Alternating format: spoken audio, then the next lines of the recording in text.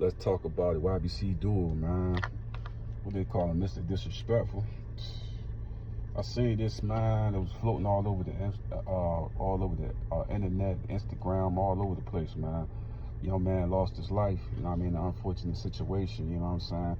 They were showing so many clips of this guy digging up his ops and stuff like that, and just playing around the city and saying he untouchable. Nobody can, you know what I mean, do nothing to him and things of that nature. When I seen that, I just go back to the code that we all learned, just growing up in the streets and just understanding the life that you live with that.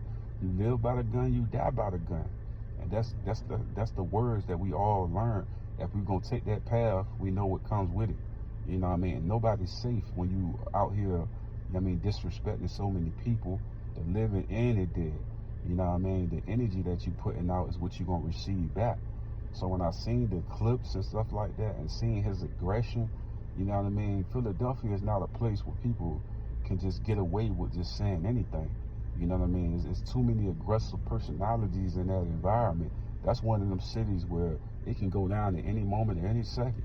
You know what I mean? The equivalent of Chicago or Miami or Louisiana. It's like, if you're not careful with your words, you're going to have to reap what you sow. And that's what happened in this situation, man. It's always sad to see the youth go down this path of destruction. But like I said before, man, once you pick that gun up, you know what I mean? The rules is, you know what I mean? You live by it, you die by the gun. And that's what it is out here. You know what I mean? A lot of people say he was set up and stuff of that nature. And I seen like some of the clips of, I just feel like saying people's names, pulling out guns and just incriminating yourself on these cameras like that for social media clout and fame.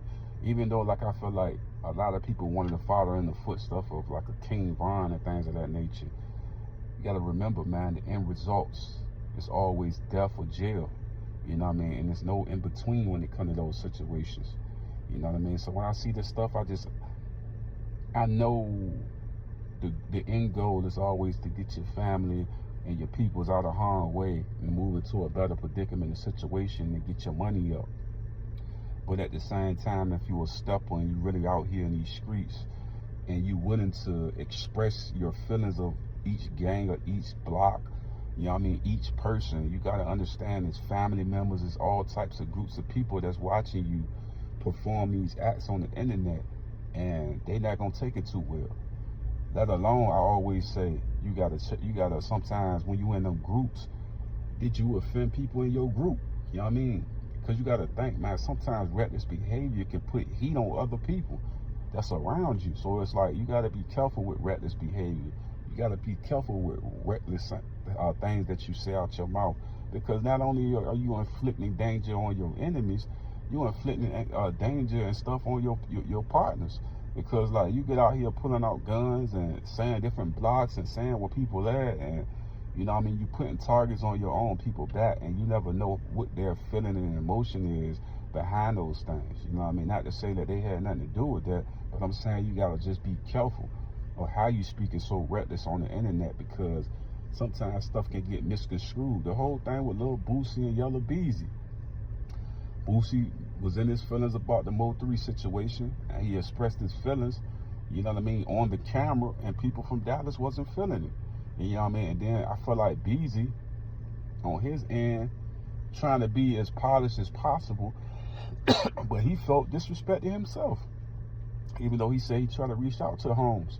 But at the end of the day, man, I feel like this dangerous game that people play out here with these cameras, as like what you say on your block in front of your home, it shouldn't be on front of the camera, because man, you gotta understand what come with it. And like I said before, it's a gangster's death. You know what I mean? A gangster's honor. Because at the end of the day, we know already, if you live in that lifestyle, you live by the gun, you die by the gun, and that's just what it is. Or you spend the rest of your life in jail. Because at the end of the day, nobody's overpowering the system, the program. The system and the program is what it is, and nobody's bigger than that. And there's always other people with guns and opportunities to scheme and do different things to individuals. And like I said before, this situation happens to so many other youth, man, because it's like they're not understanding that You not coming back. This ain't no GTA. This is real life. You know what I mean? So you start saying people's names and start saying blocks and start pulling guns out, start digging up the dead. And one of the things that's one of the wickedest curses that a person can put on their life is playing with the dead. So once you play with the dead, you already know what come with that. Everybody that we seen in the industry that got on a camera and rapped something crazy about the dead end up either losing their life or family members. And it's just been a cycle that continuously happen every time they do that.